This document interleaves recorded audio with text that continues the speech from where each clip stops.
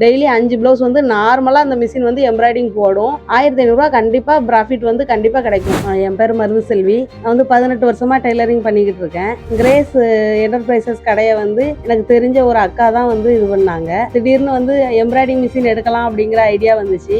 Machine வந்து 5,10,000 கிட்ட வருது.